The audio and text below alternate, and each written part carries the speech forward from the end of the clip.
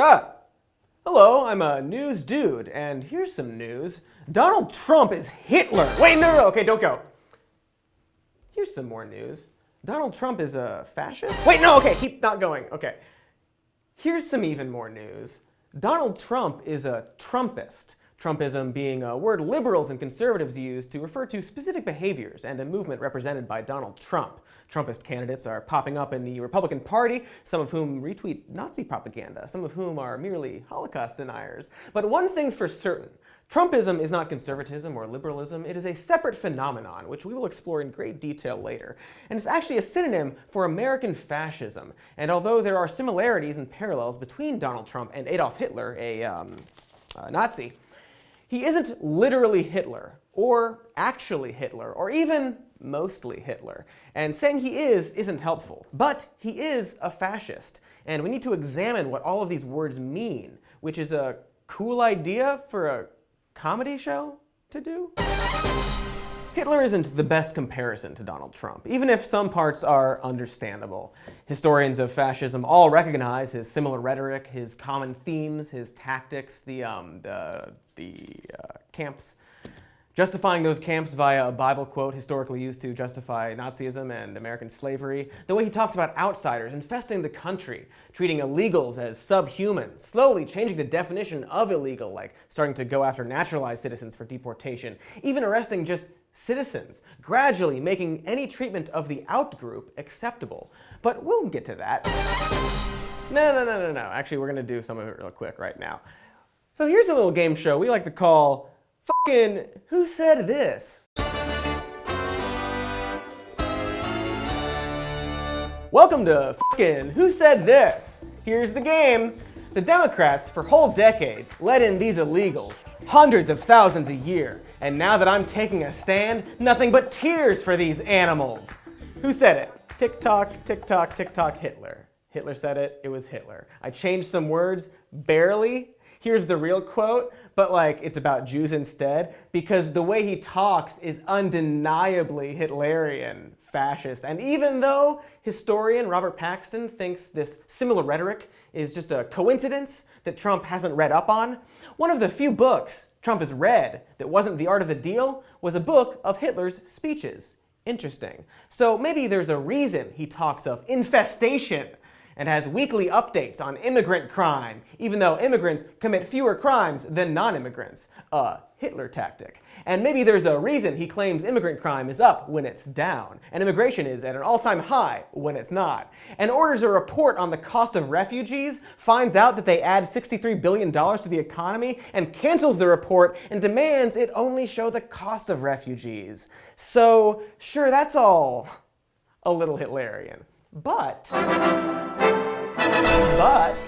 just talking like Hitler and using the same rhetorical and xenophobic manipulative themes to gain power and foment fear doesn't necessarily mean anything. And we want to be fair and balanced, TMCR at Cody Shody, right out of the gate. All right, it's fair to say that Donald Trump is not a totalitarian, which Hitler was. Totalitarianism is when a regime has full control over every aspect of life. And fascism generally is authoritarian, a lesser version of totalitarianism, in which a dictator or committee or an otherwise small group of political elites maintain full political power, but they're not totalitarian.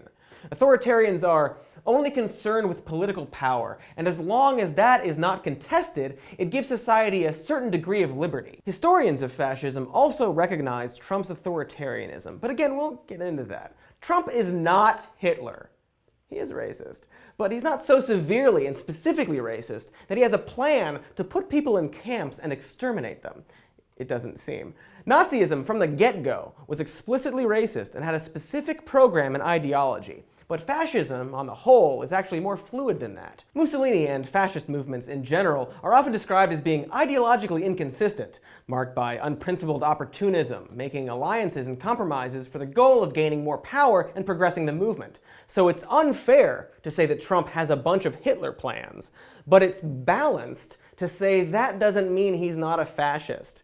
Fascism is fluid and takes on qualities of its nation and leader. Mussolini liked to claim that he was the definition of fascism. Some historians believe that it's more apt to just call German fascism Hitlerism. Italian fascism, Mussoliniism, and like maybe like American fascism would be like Trumpism. But when people today say you're a Nazi or Trump is Hitler, it's exaggerated shorthand for American fascism, which is a shorthand for, well, we'll get to that. And sure, there are actual neo-Nazis out there, which we'll get into, and actual white nationalists out there, which we'll get into. But American fascism won't look like that. We wouldn't use symbols like the swastika or the Italian fasces, seen here behind Secretary of Homeland Security Kirstjen Nielsen, as she lies about separating children from their parents and putting them in camps. As historian of fascism Robert Paxson explains in his book, The Anatomy of Fascism, no swastikas in an American fascism, but stars and stripes, or stars and bars, and Christian crosses. No fascist salute, but mass recitations of the Pledge of Allegiance, like maybe how detained migrant children are reciting the Pledge of Allegiance every morning in their camps. Paxson goes on to say, these symbols contain no whiff of fascism in themselves, of course, but an American fascism would transform them into obligatory litmus tests for detecting the internal enemy. American fascism wouldn't have a bunch of people wearing the same uniform for their dear leader. American fascism symbology would have to be as familiar and reassuring to loyal Americans as the language and symbols of the original fascisms were familiar and reassuring to many Italians and Germans. Like, maybe instead of everyone wearing the same uniform, they'd wear something that represents like a national pastime that everybody already wears to promote their collective passions and inclusion in a group without sacrificing their individualism. And fascism isn't about anti-Semitism specifically. It's about outsiders and insiders, us versus them. Just because Trump has a Jewish son-in-law and supports Israel doesn't mean he can't be a fascist. American fascism, instead of the extermination of Jews, might have something to do with a nation that, in a historically speaking short amount of time, created a country based on liberty and equality while enslaving an entire race, committed genocide against natives in the pursuit of expansionism and American exceptionalism, which the president has praised, expanded further and turned Mexico from this into this, continued slavery, had a civil war about slavery, killed the guy who ended slavery, started turning former slaves into prison slaves, had decades of racial segregation, ended segregation, and just figured that everything would be fine a number of decades later, while increasing race-based mass incarceration for profit and labor. Those events would probably be the shades that color what American fascism would look like. America already has a relationship with fascism. Historians generally agree that the first fascist movement was the KKK. I wonder why David Duke loves Trump's movement so much. And Hitler modeled some of his worst laws on our Jim Crow laws. So if a man starts to dehumanize non-white outsiders and calls to ban an entire religion from entering the country, and there's a rise in people harassing those who look foreign and calling or threatening to call the cops or ICE on them for existing, and the president makes a conscious decision to implement a zero-tolerance policy that separates children from their parents and, due to overflow, starts building black sites and camps on military bases to detain them indefinitely in for-profit prisons from companies like CoreCivic, in which reports indicate that immigrants are being coerced into forced labor at those camps, maybe that's closer to American fascism than the literal Holocaust. Maybe American fascism will be camps for migrants to be used for prison labor. That's a much more realistic picture of American fascism than literally Nazis. But that leap of logic, Trump is exactly Nazis, is a distraction that lets willfully blind pundits and politicians scoff and say, "You fool, he's not Hitler, therefore ignore everything happening." I mean, delusional nonsense. Read a damn book. If Trump were a Nazi, does Judd Apatow really think that he'd be able to go on Twitter and say stuff like this? Yes, Ben, good point. We are indeed not living in the very end of Nazi Germany, which was how the Nazis started out. Yes, here's conservative bad boy Ben Shapiro complaining about everyone calling whoever they don't like Hitler. It's dishonest and harmful. Conservative bad boy Steven Crowder agrees. You call everyone Hitler, no one will believe you when Hitler's there. So in response, here's his nuanced character, Tranny Hitler. Because asking for basic decency and acceptance for marginalized groups is Nazi-like. Ben and Stephen also like to use any mention of gun regulation as an opportunity to compare people to Nazis, ignoring all the non-Nazi countries with gun control and how, how Hitler massively expanded gun rights and then removed them for specifically Jews, and how that's absolutely nothing, like the majority of the country calling for gun regulation in response to mass shootings and gun violence. Because gun control isn't Nazi Germany stuff, Ben. There's gun control in current-day Germany and other countries that also aren't, Nazis, Ben.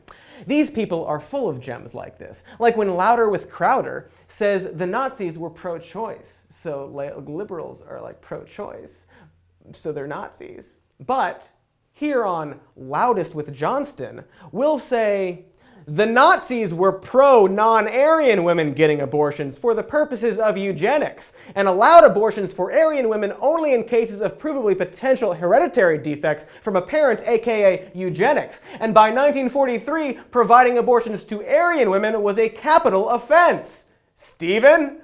So yeah, maybe we shouldn't make Nazi comparisons to just anything we don't like when the comparison isn't apt and isn't unique to Nazis or fascists. And maybe we can, to a certain extent, forgive people for making a Hitler comparison when they see a right-wing demagogue who built his campaign on scapegoating outsiders as an infestation of violent animals that need to be removed in order to reinvigorate our nation. It's not just Hitler and Nazis, though. People use the word fascist very flippantly, on both sides. During Hitler's rise, communists called anyone to the right of them a fascist. In 1932, Ernst Thälmann even had to say, "Nothing could be more fatal for us than to opportunistically overestimate the danger posed by Hitler fascism." Unfortunate, what happened next? But even the people who complain about fascist comparisons do it all the time. Here's Ben Shapiro talking about Obama's fascist State of the Union address. These right-wing pundits and propagandists use this "you're a fascist" argument in order to twist it to eventually mean the left are the real fascists, actually. And this is demonstrably false. And so before we get into what fascism is, I think it's important to pinpoint what fascism isn't and what fascism isn't just. Fascism isn't just authoritarianism. Many people just throw the word around when they think the government has too much control. But there are many different varieties of authoritarianism. It's a feature of fascism, but it's not unique to fascism. Trumpist propagandist Dinesh D'Souza will often cite Antifa violence as being the real fascists. He's used a quote from Robert Paxton's The Anatomy of Fascism: "The legitimation of violence against a demonized internal enemy brings us close to the heart of fascism." Dinesh gives a speech in which he likens people protesting the inauguration of a president who did not receive the most votes as the real fascists. And it's been a while since I mentioned Hitler, who never received popular majority, nor did Mussolini, but yes, the citizens protesting, those are the fascists. Also, Dinesh, you just released a trailer for your new propaganda film with a clever name alluding to film Birth of a Nation. Real good stuff, buddy. And you do your "the left is the real fascist" business. This time it's because the Nazis had a welfare state. Welfare means the real fascists. Both Mussolini and Hitler set up and ran welfare states. Interesting claim to include, and interesting conclusion. And I haven't seen your shitty movie, Dinesh, but I bet you probably don't also include any mention of this passage from Paxton's book that you probably didn't read, about how, quote, "fascists had to do something about the welfare state. In Germany, the welfare experiments of the Weimar Republic had proved too expensive after the Depression struck in 1929. The Nazis trimmed them and perverted them by racial forms of exclusion." And here's what we really need to understand before moving on and moving forward, because fascism, regardless of nation or time or leader, is a reaction against the left. It's a frustration with liberalism. It's a rejection of socialism and communism and Marxism and feminism and globalism and perceived weakness. It's a reactionary movement that's a bit outside the realm of conservatism, that forms an uneasy alliance with conservatives and centrist elites, to quote Robert Paxton, "against their common enemies on the left." That's one of the reasons the movement was successful, why some progressed and took hold, because of collective hatred of the left. Or, as Paxton also says, dictatorship against the left amidst popular enthusiasm. That was the combination that fascism would manage to put together one short generation later. We need a generic term for what is a general phenomenon. Indeed, the most important political novelty of the 20th century, a popular movement against the left. Or, as Newt Gingrich recently said out loud, Trump is not essentially a conservative. Trump is an anti-liberal. They're not the same phenomenon. But he may be the most effective uprooter of liberalism in my lifetime. So all of these people, regardless of their intentions, are being very dishonest. And yeah, it's dangerous to blindly compare leaders to Hitler, just as it's dangerous to present Hitler as an illogical, mystical, chaos-wanting boogeyman who couldn't possibly take power again. And yeah, of course, people throw the word fascist around to mean, don't tell me what to do, or don't shove me, you fascist. But to present fascism as what it's the opposite of is historically immoral, because it's knowingly pushing people to a place in which they might not be able to recognize it when it happens, or maybe push people into supporting it, like fascist propaganda. No, Trump isn't Hitler, but Trumpism is a synonym for fascism, which at its core is an obsession with an idea and an individual attached to that idea that is so strong and so powerful that it, by necessity, if left unchecked, will destroy everything but that person and that idea. So, here we go. Finally. Now I kind of really don't want to do it. But okay, fascism. Okay. Oh, God. So much. We're going to do it next time. We'll do this next time, actually. So, just do the...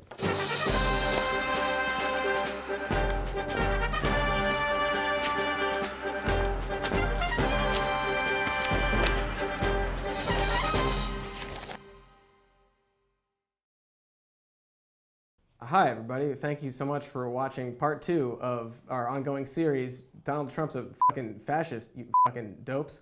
Be sure to subscribe to our channel and leave a comment and like it, and also visit our Patreon and contribute to that if you would do that. It's in the description below, and also our podcast is called Even More News. It's in the description below, and oh.